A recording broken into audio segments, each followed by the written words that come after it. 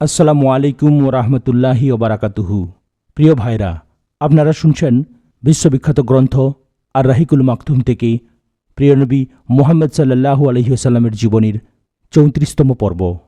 Islamic ইতিহাসের দুর্ধর্ষ সব কাহিনী এবং মহাগ্রন্থ আল কুরআনের বাণী শুনতে চ্যানেলটিকে সাবস্ক্রাইব করে রাখুন। লাইক, কমেন্ট এবং শেয়ার করতেও ভুলবেন না। এই পর্বে আপনারা শুনছেন হুদায়বিয়ার সন্ধির পর সামরিক তৎপরতার প্রথম অংশ, গজওয়ায়ে জিকারাদ। এই অভিযান বনু ফাজারার একটি অংশের বিরুদ্ধে পরিচালিত হয়। এরা রাসূলুল্লাহ সাল্লাল্লাহু আলাইহি ওয়াসাল্লামের পশুপালের উপর হামলা করেছিল। এই হামলার প্রতিশোধ গ্রহণের জন্যই সাহাবাদের সহ রাসূল সাল্লাল্লাহু আলাইহি ওয়াসাল্লাম এই অভিযান পরিচালনা করেন। হুদায়বিয়ার সন্ধির পর এবং খয়বার অভিযানের আগে এটি ছিল প্রথম ও একমাত্র অভিযান। ইমাম বুখারী রাদিয়াল্লাহু তাআলা আনহু উল্লেখ করেছেন, খয়বার অভিযানের মাত্র ৩ দিন আগে এটি পরিচালিত হয়। হযরত সালমা ইবনে আকওয়া রাদিয়াল্লাহু তাআলা আনহু থেকে এ সম্পর্কিত বিস্তারিত বিবরণ উল্লেখ রয়েছে। সহিহ মুসলিম শরীফেও তার বর্ণনা রয়েছে। সিরাত রচয়িতারা লিখেছেন, এ ঘটনা ঘটেছিল হুদায়বিয়ার সন্ধির আগে, কিন্তু এ কথা ঠিক নয়, বরং হাদিস সংকলনসমূহে উল্লেখিত বিবরণই যথার্থ। এ অভিযানে হযরত সালমা ইবনে আকওয়া রাদিয়াল্লাহু তাআলা আনহু যে ভূমিকা পালন করেছিলেন তার বিবরণ তার বর্ণনায় উল্লেখ রয়েছে। ঘটনার বিবরণ এই যে, হযরত সালমা বলেন, রাসূলুল্লাহ সাল্লাল্লাহু আলাইহি ওয়াসাল্লাম তাঁর সওয়ারির উট তাঁর নৌকর রেবাহের হাতে দিয়ে চারণভূমিতে পাঠিয়েছিলেন। আমিও আবু তালহার ঘোড়াসহ তাদের সাথে ছিলাম। হঠাৎ ভোরের দিকে আব্দুর রহমান ফাজারি উটগুলোর উপর হামলা চালায়, রাখালকে হত্যা করে এবং উটগুলো তাড়িয়ে নিয়ে যায়। আমি রেবাহকে বললাম, রেবাহ, এই ঘোড়া নাও, এটি আবু তালহাকে পৌঁছে দিও এবং ঘটনা আল্লাহর রসুলকে জানিয়ে দিও। অতঃপর আমি একটি টিলার উপর উঠে মদিনার দিকে মুখ করে চিৎকার করে ৩ বার আওয়াজ দিলাম, ইয়া সাবাহাহ, অর্থাৎ হায় সকালবেলার হামলা। এরপরই আমি হামলাকারীদের পিছনে ছুটে চললাম। তাদের উদ্দেশ্যে তীর নিক্ষেপ করছিলাম আর আবৃত্তি করছিলাম, আনা ইবনুল আকওয়ায়ে ওয়াল ইয়াউমু ইয়া অমুরজুয়ে, আর কেহ নই, আমি আকওয়ার সন্তান, আজকে হবে মায়ের দুধ পানের প্রমাণ। সালমা ইবনে আকওয়া বলেন, আমি তাদের প্রতি ক্রমাগত তীর নিক্ষেপ করতে লাগলাম। কোনো সওয়ার আমার দিকে প্রতি আক্রমণের উদ্দেশ্যে আসতে থাকলে আমি কোনো গাছের আড়ালে আত্মগোপন করতাম। গাছের আড়াল থেকে তীর নিক্ষেপ করে তাকে আহত করে দিতাম। ওরা পাহাড়ের সরু পথে প্রবেশ করলে আমি পাহাড়ের উপর উঠে পাথর নিক্ষেপ করতে লাগলাম। এমনি করে ক্রমাগত তাদের অনুসরণ করছিলাম। এক সময় রাসূলুল্লাহ সাল্লাল্লাহু আলাইহি ওয়াসাল্লামের সবগুলো উট নিজের নিয়ন্ত্রণে নিয়ে নিলাম। এরপরও তাদের ধাওয়া অব্যাহত রাখলাম। তারা তখন বোঝা হালকা করতে ৩০টি চাদর এবং ৩০টিরও বেশি বর্শা ফেলে রেখে সামনে অগ্রসর হলো। তারা যা কিছুই ফেলে রেখে যেত, আমি তার পাশে চিহ্নস্বরূপ কয়েকটা পাথর জড়ো করে রাখতাম। আল্লাহ রসুল এবং তার সঙ্গীদের চেনার সুবিধার্থে এরূপ করতাম। এরপর ওরা একটি ঘাঁটির সংকীর্ণ মোড়ে বসে দুপুরের খাবার খেতে লাগলো। আমিও এক জায়গায় বসলাম। ওদের মধ্যে 4 জন আমার দিকে আসছিল। আমি তাদের কথা শুনতে পাচ্ছিলাম। আমি তাদের বললাম, তোমরা আমাকে চেনো, আমার নাম সালমা ইবনে আকওয়া। তোমাদের যে কাউকে ধাওয়া করতে শুরু করলে অনায়াসে ধরে ফেলবো। তোমরা যদি আমাকে ধাওয়া করো কিছুতেই ধরতে পারবে না। আমার এই কথা শুনে ওরা 4 জন ফিরে চলে গেল। আমি নিজের জায়গায় বসে রইলাম। কিছুক্ষণের মধ্যেই আল্লাহর রাসূলের সওয়ারদের গাছের ফাঁক দিয়ে আসতে দেখলাম। সবার আগে ছিলেন আকরাম, তার পিছনে যথাক্রমে আবু কাতাদা এবং মেকদাদ ইবনে আসওয়াদ। হঠাৎ করে আব্দুর রহমান এবং আকরামের মধ্যে দ্বন্দ্ব লেগে গেল। হযরত আকরাম আব্দুর রহমানের ঘোড়াকে আহত করে ফেললেন। আব্দুর রহমান ক্রুদ্ধ হয়ে বর্শা দিয়ে হযরত আকরামকে হত্যা করলেন। ইতিমধ্যেই হযরত আবু কাতাদা আব্দুর রহমানের মাথার কাছে গিয়ে পৌঁছলেন এবং তাকে বর্শা দিয়ে আহত করলেন। অন্য আত্মাইরা পালিয়ে গেল। ওদের দিকে আমি দ্রুত দৌড়াতে লাগলাম। সূর্য অস্ত যাওয়ার একটু আগে ওরা একটি ঘাটের দিকে মোড় দিল। সেখানে জিকারদ নামে জলাশয় ছিল।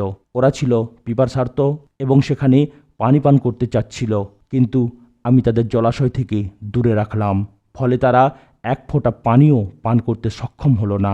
রাসূলুল্লাহ সাল্লাল্লাহু আলাইহি ওয়াসাল্লাম এবং সাহাবায়ে কিরাম সূর্যাস্তের পরে আমার কাছে পৌঁছলেন। আমি বললাম, হে আল্লাহর রাসূল, ওরা সবাই পিপাসিত ছিল। আপনি যদি 100 জন সাহাবাকে আমার সঙ্গে দেন, তবে আমি জিনসহ ওদের ঘোড়া কেড়ে নিতে পারবো। এছাড়া ওদের সবাইয়ের ঘাড় আপনার কাছে হাজির করব। রাসূলুল্লাহ সাল্লাল্লাহু আলাইহি ওয়াসাল্লাম বললেন, আকওয়ার পুত্র, তুমি কাবু করে ফেলেছ, এবার একটু সহনশীল হও। এরপর তিনি বললেন, বনু গাতফানে এক্ষণে ওদের মেহমানদারি করা হচ্ছে।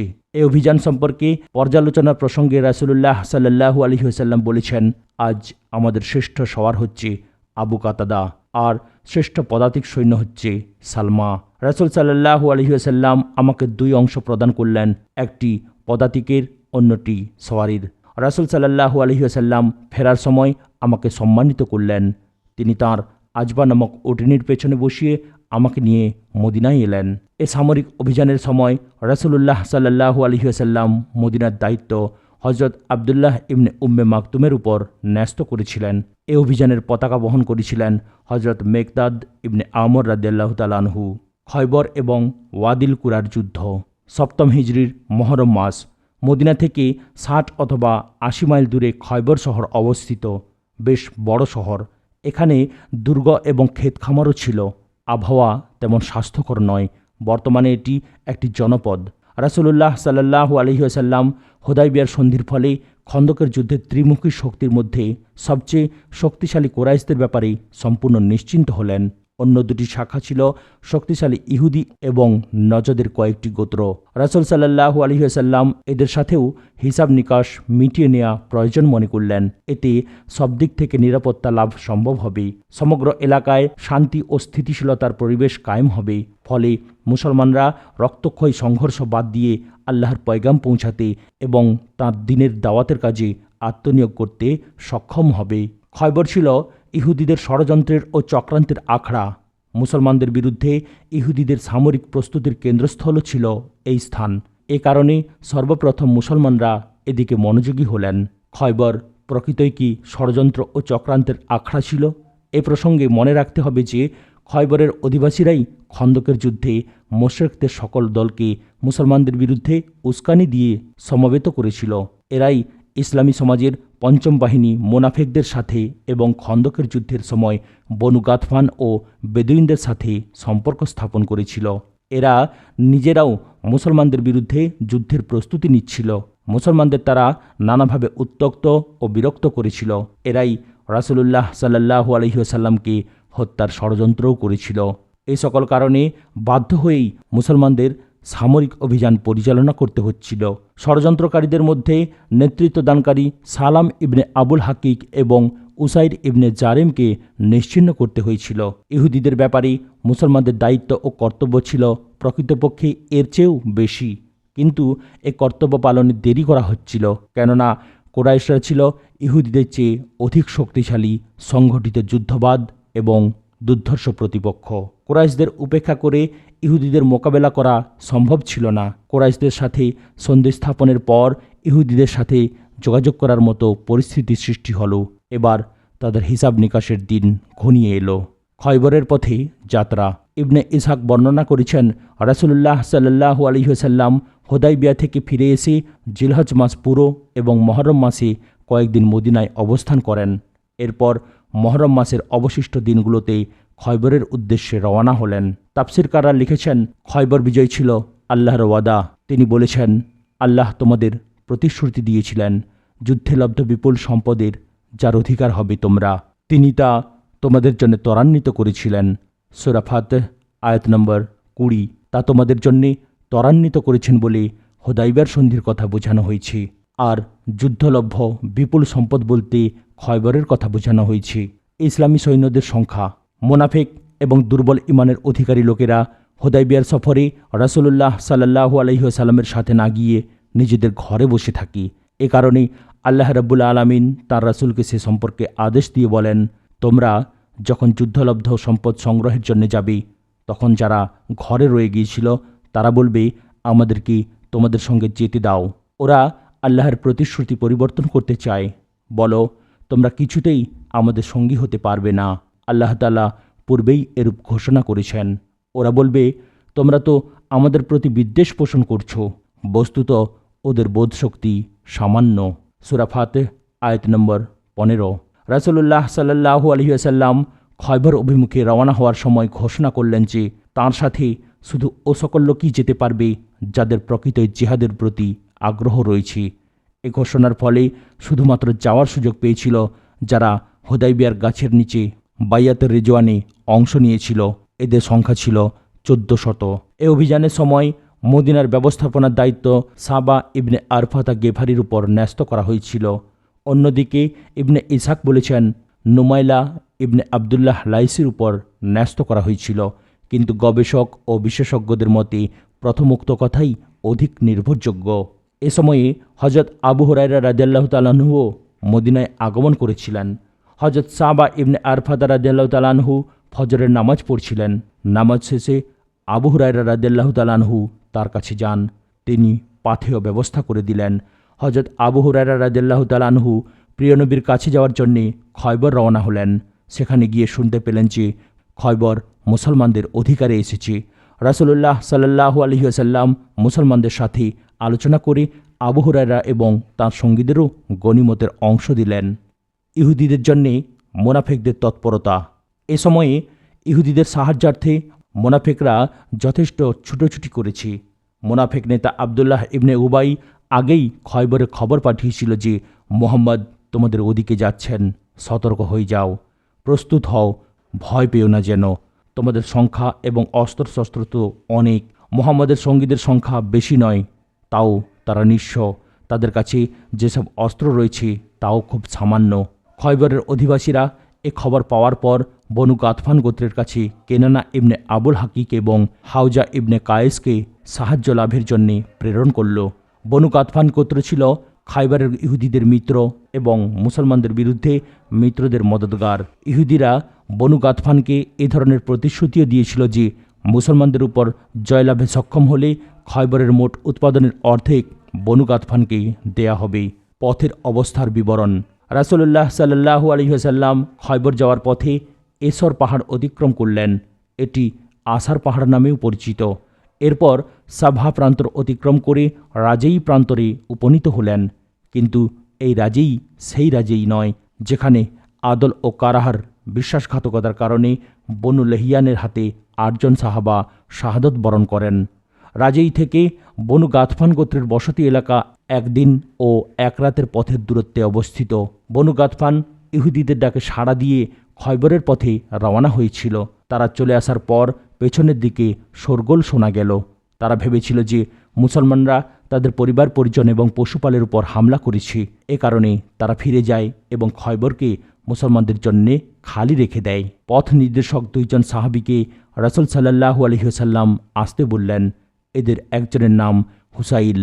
রাসূল সাল্লাল্লাহু আলাইহি ওয়াসাল্লাম এদের কাছে এমন সমীচীন পথের সন্ধান জানতে চাইলেন যে পথ ধরে খয়বরে মদিনার পরিবর্তে সিরিয়ার দিকে প্রবেশ করা যায়। এতে করে ইহুদিদের সিরিয়ায় পালিয়ে যাওয়ার পথ বন্ধ হবে। অন্যদিকে বনু গাতফানের কাছ থেকে সম্ভাব্য সাহায্যও এদিক দিয়েই আসবে। এরূপ অবস্থায় বনু গাতফান এবং ইহুদিদের মাঝখানে মুসলমানরা থাকবেন এবং বনু গাতফানের সাহায্য এলেও তা ইহুদিদের কাছে পৌঁছতে পারবে না। একজন পথ প্রদর্শক বলল, হে আল্লাহর রাসূল, আপনাকে আমি আপনার ইপ্সিত পথেই নিয়ে যাব। সেই পথ প্রদর্শক আগে আগে যেতে লাগলেন। এক চৌরাস্তায় গিয়ে বললেন, হে আল্লাহর রাসূল, এই 4টি পথের প্রত্যেকটি খয়বরে গিয়ে মিলিত হয়েছে। যে কোনো পথ ধরেই আপনি সেখানে পৌঁছতে পারবেন। রাসূল সাল্লাল্লাহু আলাইহি ওয়াসাল্লাম পথগুলোর নাম জানতে চাইলেন। হুসাইল বললেন, একটি পথের নাম হাজন, দ্বিতীয়টির নাম শ্বাস, তৃতীয়টির নাম হাতাব এবং চতুর্থটি হল মারহাব। রাসূল সাল্লাল্লাহু আলাইহি ওয়াসাল্লাম শেষ নাম অর্থাৎ মারহাব পছন্দ করলেন।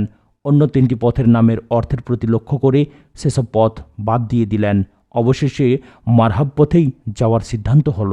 পথের কতিপয় ঘটনা। 1. হযরত সালমা ইবনে আকওয়া রাদিয়াল্লাহু তাআলা আনহু বলেন, আমরা রাসূলুল্লাহ সাল্লাল্লাহু আলাইহি ওয়াসাল্লামের সাথে খয়বর রওনা হয়েছি। রাত্রিকালে সফরের সিদ্ধান্ত গ্রহণ করা হয়। একজন লোক এসে আমিরকে বললেন, আমির, কিছু শোনাও তো। আমির ছিলেন কবি। তিনি সওয়ারি থেকে নিচে নেমে এসে নিম্নোক্ত কবিতা আবৃত্তি করতে লাগলেন।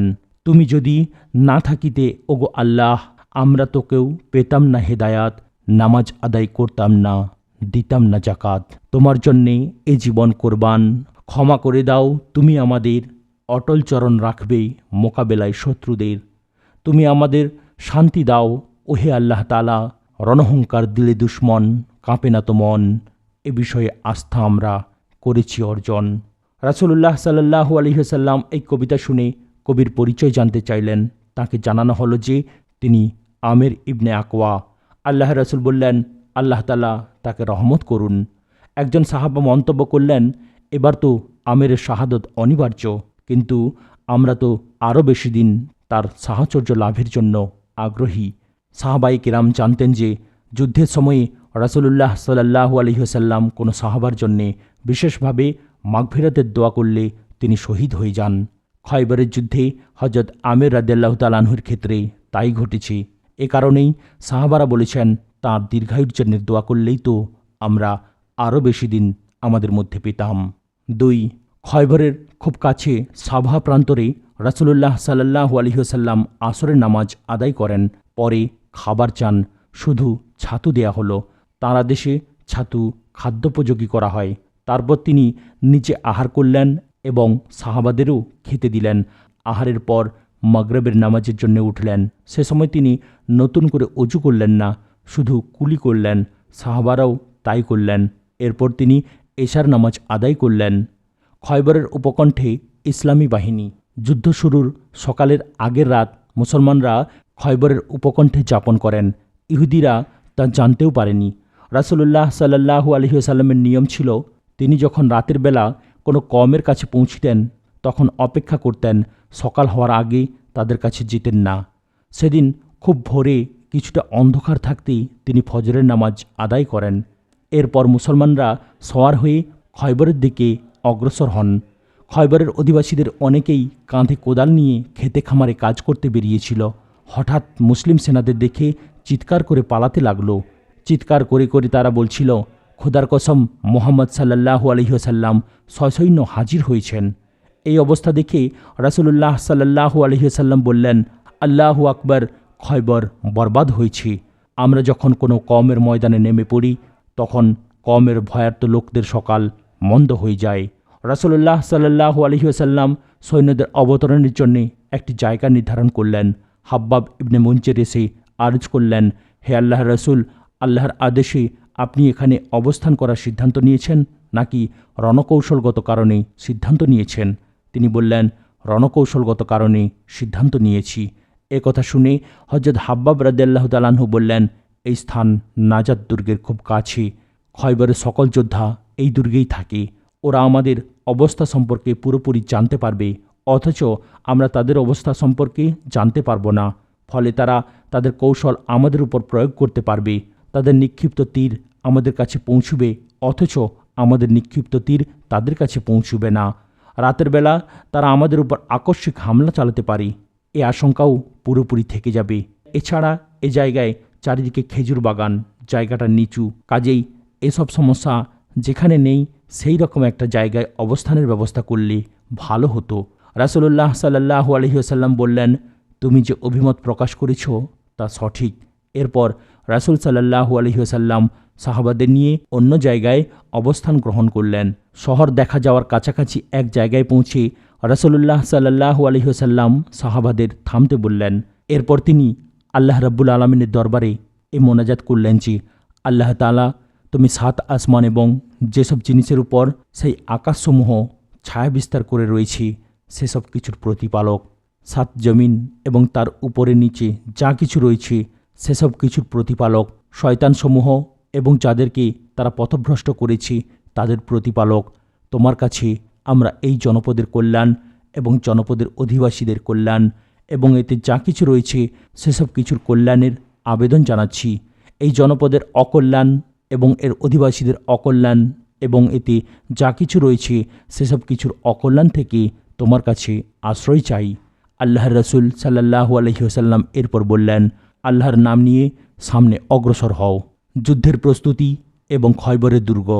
খয়বরের সীমানায় যে রাতে রাসূল সাল্লাল্লাহু আলাইহি ওয়াসাল্লাম প্রবেশ করেছিলেন সে রাতে তিনি বললেন, আমি আগামীকাল এমন এক ব্যক্তির হাতে পতাকা দেব যে ব্যক্তি আল্লাহ তাআলা এবং তার রাসূলকে ভালোবাসে এবং আল্লাহ এবং তার রাসূলও তাকে ভালোবাসেন। সকালে সাহাবায়ে কিরাম আল্লাহর রসুলের সামনে হাজির হলেন। সবাই পতাকা পাওয়ার জন্যে মনে মনে আকাঙ্ক্ষা করছিলেন। রাসূলুল্লাহ সাল্লাল্লাহু আলাইহি ওয়াসাল্লাম বললেন, আলী ইবনে আবু তালেব কোথায়? সাহাবারা বললেন, হে আল্লাহর রসুল, তার চোখ উঠেছে। রাসূল সাল্লাল্লাহু আলাইহি ওয়াসাল্লাম বললেন, তাকে নিয়ে এসো। হজরত আলী রাদিয়াল্লাহু তাআলা আনহুকে নিয়ে আসা হলো। রাসূলুল্লাহ সাল্লাল্লাহু আলাইহি ওয়াসাল্লাম তার চোখে সামান্য থুতু লাগিয়ে দোয়া করে দিলেন। হজরত আলী রাদিয়াল্লাহু তাআলা আনহু এমন সুস্থ হয়ে গেলেন যে মনে হয় কখনো তার চোখের অসুখ ছিলই না। এরপর হজরত আলী রাদিয়াল্লাহু তাআলা আনহুকে পতাকা প্রদান করা হয়। তিনি বললেন, হে আল্লাহর রাসূল, আমি ওদের সাথে ততক্ষণ পর্যন্ত লড়ব যতক্ষণ তারা আমাদের মতো হয়ে যায়। রাসূল সাল্লাল্লাহু আলাইহি ওয়াসাল্লাম বললেন, নিশ্চিন্তে যাও যতক্ষণ পর্যন্ত তাদের ময়দানে অবতরণ না করো। এরপর ওদেরকে ইসলামের দাওয়াত দিও।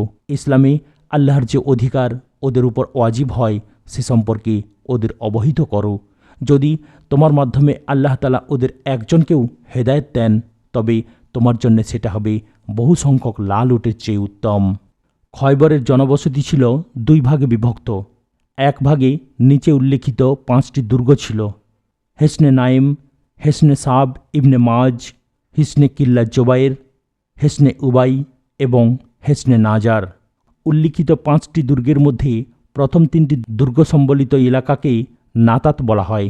অন্য 2টি দুর্গ সম্বলিত এলাকা শেখ নামে পরিচিত। খয়বরের দ্বিতীয় ভাগের জনবসতি কোদাইরা নামে পরিচিত ছিল। এর মধ্যে ছিল 3টি দুর্গ। এক, হেসনে কামুস। এ দুর্গের অধিবাসীরা বনু নাজির গোত্রের অন্তর্ভুক্ত ছিল এবং বনু নাজিরের আবুক হাকিক দুর্গে তারা অবস্থান করত। 2, হেসনে অতিহ এবং 3 হেসনে সালায়েম। উল্লিখিত 8টি দুর্গ ছাড়া খয়বরে অন্যান্য দুর্গ এবং ভবনও ছিল, কিন্তু সেগুলো ছিল অপেক্ষাকৃত ছোট। শক্তি ও নিরাপত্তা ব্যবস্থায় পূর্বোক্ত দুর্গগুলোর মতো সুরক্ষিত ছিল না। প্রথম ভাগের দুর্গগুলোতেই যুদ্ধ হয়েছে।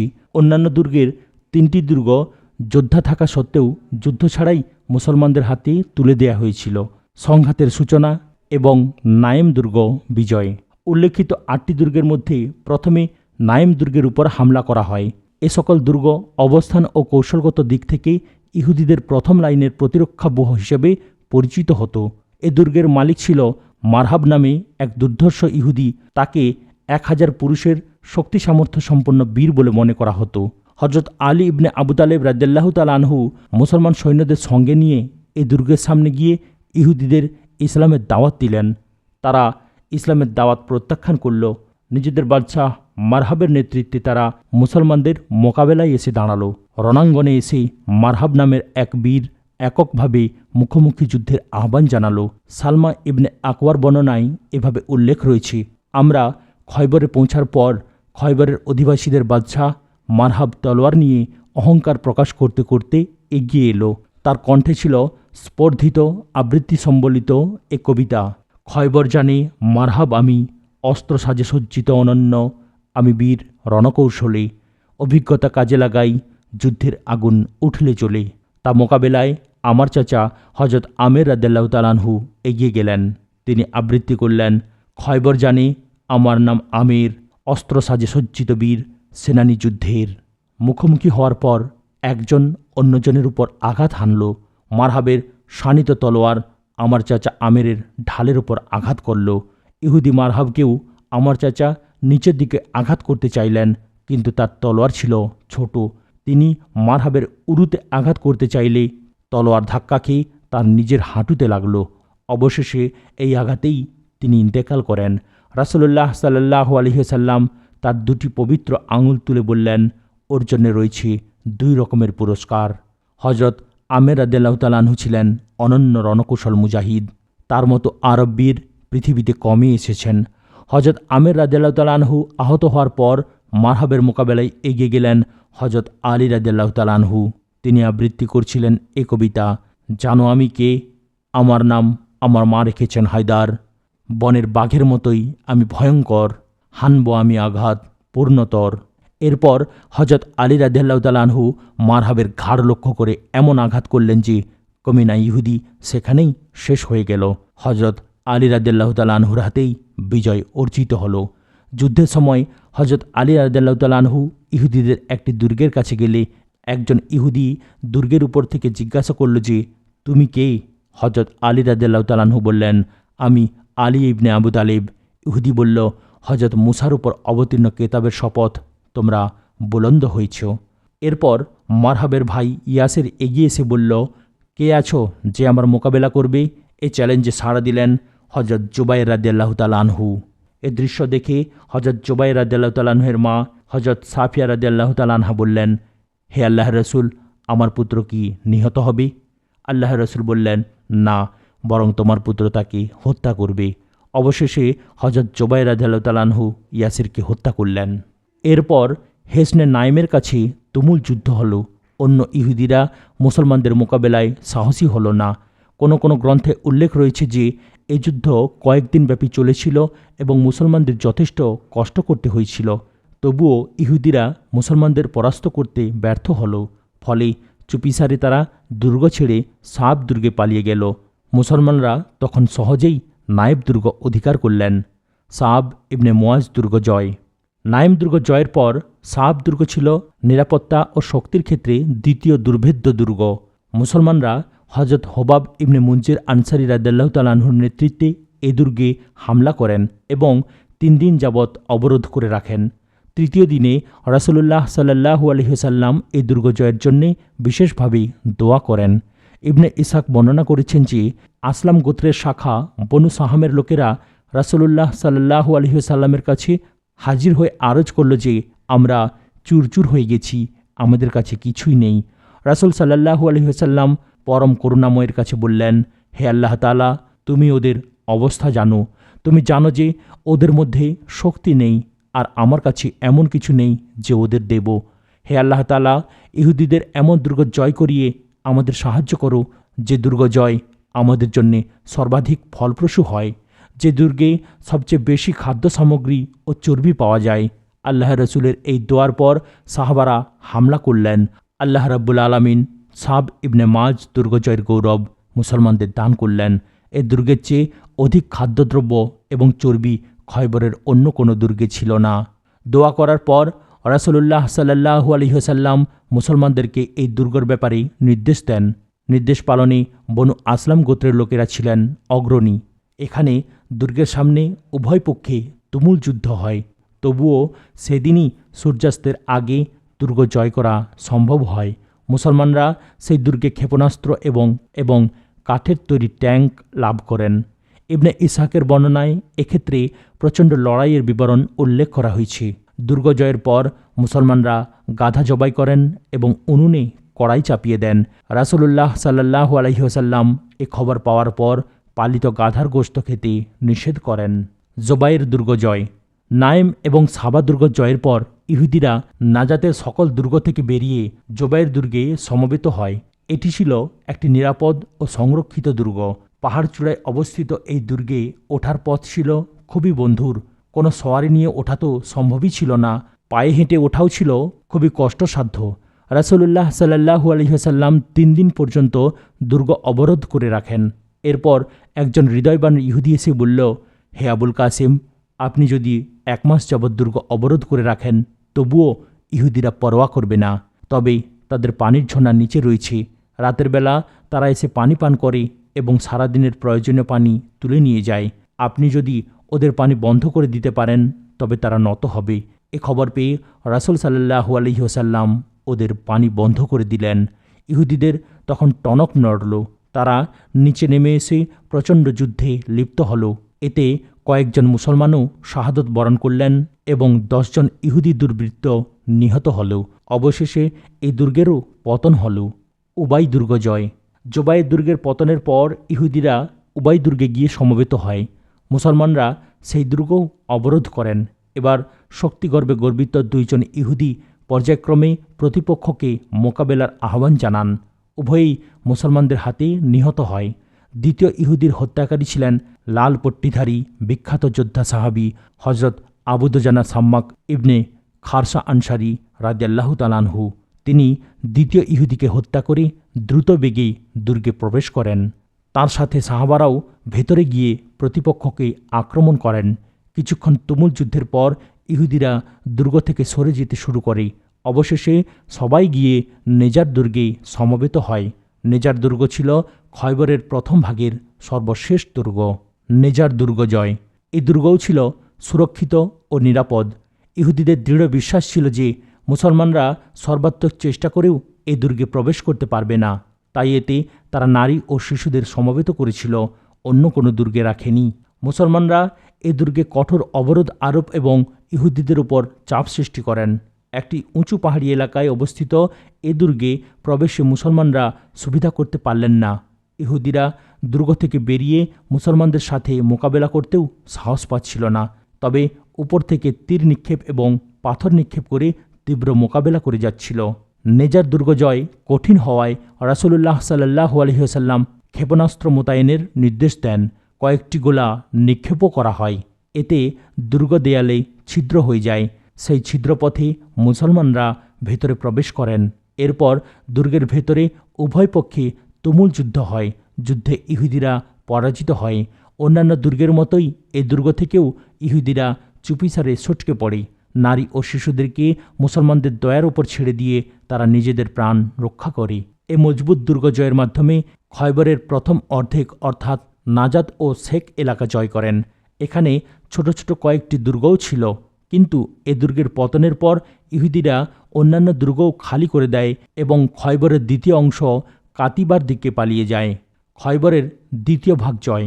নাতাত এবং শেখ এলাকা জয়ের পর রাসূলুল্লাহ সাল্লাল্লাহু আলাইহি ওয়াসাল্লাম কোতাইবা, অতিহ এবং সালালেম এলাকা অভিমুখে রওনা হন। সালালেম ছিল বহু নাজিরের কুখ্যাত ইহুদি আবুল হাকিকের দুর্গ। এদিকে নাতাত এবং শেখ এলাকা থেকে পলায়নকারী সকল ইহুদিও এখানে এসে পৌঁছে দুর্গদ্বার বন্ধ করে দিয়েছিল। যুদ্ধ বিষয়ক বিবরণ সম্বলিত গ্রন্থাবলীতে মতভেদ রয়েছে যে এখানের তিনটি দুর্গের কোন দুর্গে যুদ্ধ হয়েছিল। ইবনে ইসহাকের বর্ণনায় সুস্পষ্টভাবে উল্লেখ রয়েছে যে কামুস দুর্গ জয় করতে যুদ্ধ হয়েছিল। বর্ণনা দ্বারাও বোঝা যায় যে এ দুর্গ যুদ্ধের মাধ্যমে জয় করা হয়েছে। ইহুদিদের পক্ষ থেকে আত্মসমর্পণের জন্য এখানে আলাপ আলোচনাও হয়নি। ওয়াকেদি সুস্পষ্ট ভাষায় লিখেছেন যে এ এলাকার তিনটি দুর্গই আলাপ আলোচনার মাধ্যমে মুসলমানদের হাতে অর্পণ করা হয়। সম্ভবত কামুস দুর্গ অর্পণের জন্যে কিছুটা যুদ্ধের পর আলাপ আলোচনা হয়। অবশ্য অন্য দুটি দুর্গ যুদ্ধ ছাড়াই মুসলমানদের হাতে দেয়া হয়। রাসূলুল্লাহ সাল্লাল্লাহু আলাইহি ওয়াসাল্লাম এই এলাকায় অর্থাৎ কোতাইবার আগমনের পর সেখানের অধিবাসীদের কঠোরভাবে অবরোধ করেন। 14 দিন যাবৎ এ অবরোধ অব্যাহত থাকে। ইহুদিরা তাদের দুর্গ থেকে বেরোচ্ছিল না। পরে রাসূল সাল্লাল্লাহু আলাইহি ওয়াসাল্লাম ক্ষেপণাস্ত্র মোতায়েনের নির্দেশ দেন। ইহুদিরা যখন বুঝতে পারল যে ক্ষেপণাস্ত্রের গোলাবর্ষণে তাদের ধ্বংস অনিবার্য, তখন তারা আল্লাহ রাসূলের সাথে সন্ধির জন্যে আলোচনায় এগিয়ে আসে। সন্ধির আলোচনা। প্রথমে ইবনে আবুল হাকিক রাসূলুল্লাহ সাল্লাল্লাহু আলাইহি ওয়াসাল্লামের কাছে পয়গাম পাঠায় যে আমি কি আপনার কাছে এসে কথা বলতে পারি? রাসূল সাল্লাল্লাহু আলাইহি ওয়াসাল্লাম বললেন, হ্যাঁ। অনুমতি পাওয়ার পর আবুল হাকিক এই শর্তে সন্ধি প্রস্তাব পেশ করে যে দুর্গে যে সকল সৈন্য রয়েছে তাদের প্রাণ ভিক্ষা দেয়া হবে এবং তাদের স্ত্রী পুত্র কন্যাও তাদের কাছেই থাকবে। অর্থাৎ তারা মুসলমানদের দাসদাসী হিসেবে বন্দী থাকবে না।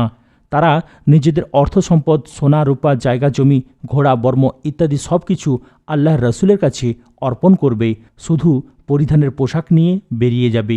রাসূল সাল্লাল্লাহু আলাইহি ওয়াসাল্লাম এ প্রস্তাব শুনে বললেন, যদি তোমরা কিছু লুকাও তবে সেজন্যে আল্লাহ তাআলা এবং তার রাসূল দায়ী হবেন না।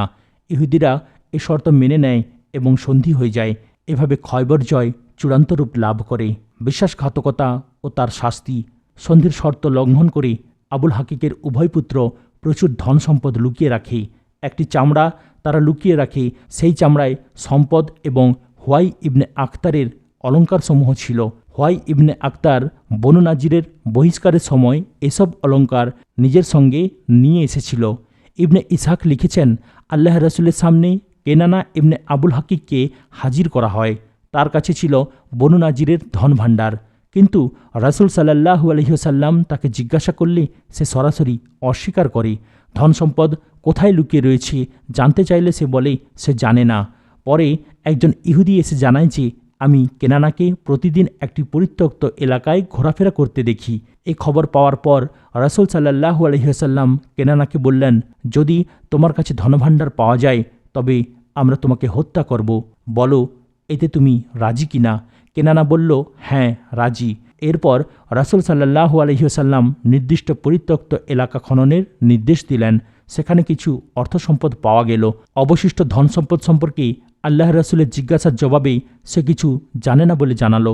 রাসূল সাল্লাল্লাহু আলাইহি ওয়াসাল্লাম কেনানাকে হযরত জুবাইর রাদিয়াল্লাহু তাআলা আনহুর হাতে দিয়ে বললেন, ওকে শাস্তি দাও, যাতে করে ওর কাছে যা কিছু রয়েছে সব আমাদের হাতে আসে।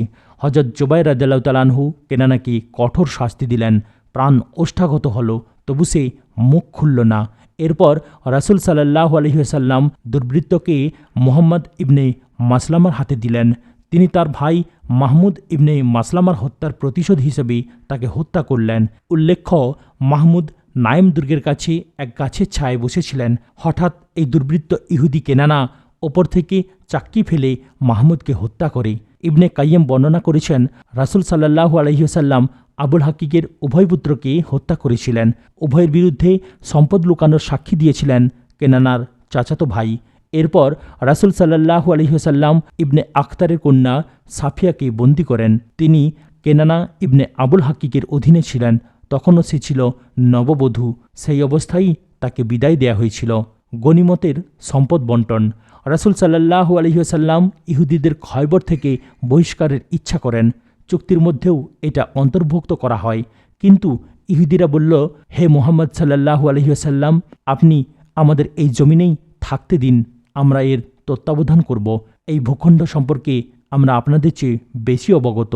এদিকে আল্লাহ রাসূলের কাছে পর্যাপ্ত সংখ্যক দাস ছিল না যারা এ জমি আবাদ এবং দেখাশোনা করতে পারে। এ কাজ করার মতো সময় সাহাবায়ে কেরামেরও ছিল না। এসব কারণে রাসূল সাল্লাল্লাহু আলাইহি ওয়াসাল্লাম ইহুদিদের কাছে খয়বরের জমি বর্গা হিসেবে দেন। উৎপন্ন ফসলের অর্ধেক মুসলমানরা পাবেন, এই শর্ত দেয়া হয়।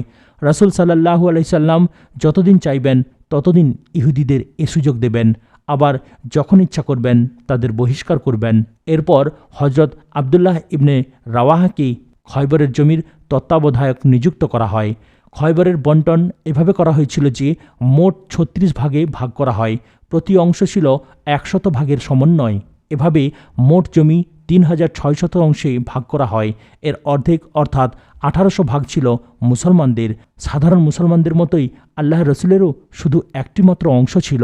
বাকি ১৮০০ ভাগ রাসূলুল্লাহ সাল্লাল্লাহু আলাইহি ওয়াসাল্লাম মুসলমানদের জাতীয় প্রয়োজন এবং আকস্মিক কোনো সমস্যা মোকাবেলার জন্য পৃথক করে রেখেছিলেন। ১৮০০ ভাগে বিভক্ত করার উদ্দেশ্য ছিল এই যে খয়বরের জমি ছিল হুদায়বিয়ার অংশগ্রহণকারীদের জন্য আল্লাহর একটি বিশেষ দান। উপস্থিত অনুপস্থিত সকলের জন্যই এ দান ছিল প্রযোজ্য। হুদায়বিয়ার অংশগ্রহণকারীদের সংখ্যা ছিল ১৪০০। খয়বর আসার সময় তারা ২০০ ঘোড়া সঙ্গে নিয়ে এসেছিলেন। সওয়ার ছাড়া ঘোড়ার জন্যেও একাংশ বরাদ্দ থাকে। ঘোড়ার অংশ একজন সৈনিকের দ্বিগুণ। এ কারণে খয়বরকে ১৮০০ ভাগে ভাগ করা হয়। এর ফলে প্রত্যেক ঘোড়সওয়ার ৩ ভাগ হিসেবে ৬০০ ভাগ পান, আর ১২০০ প্রদব্রজের সৈনিক ১২০০ অংশ পান। খয়বরে প্রাপ্ত গনিমতের প্রাচুর্যের বিবরণ বুখারী শরীফের একটি হাদিসে পাওয়া যায়। মারবি ইবনে ওমর রাদিয়াল্লাহু তাআলা আনহু বলেন, খয়বর জয়ের আগ পর্যন্ত আমরা পরিতৃপ্ত হতে পারিনি। হযরত আয়েশা রাদিয়াল্লাহু তাআলা আনহা বলেন, খয়বর বিজয়ের পর আমরা বলাবলি করলাম যে এখন থেকে আমরা পেট ভরে খেজুর খেতে পারব। রাসূল সাল্লাল্লাহু আলাইহি ওয়াসাল্লাম মদিনায় ফিরে আসার পর মুহাজিররা তাদেরকে আনসারদের প্রদত্ত খেজুর গাছ ফিরিয়ে দেন, কেননা খয়বরে তারা ধন সম্পদ এবং খেজুর গাছের মালিকানা লাভ করেছিল। আজ এখানে সমাপ্ত করলাম। ভিডিওর পরবর্তী অংশ দেখার জন্য চ্যানেলটিকে সাবস্ক্রাইব করুন, লাইক, কমেন্ট এবং শেয়ার করতেও ভুলবেন না। আসসালামু আলাইকুম ওয়া রাহমাতুল্লাহি ওয়া বারাকাতুহু।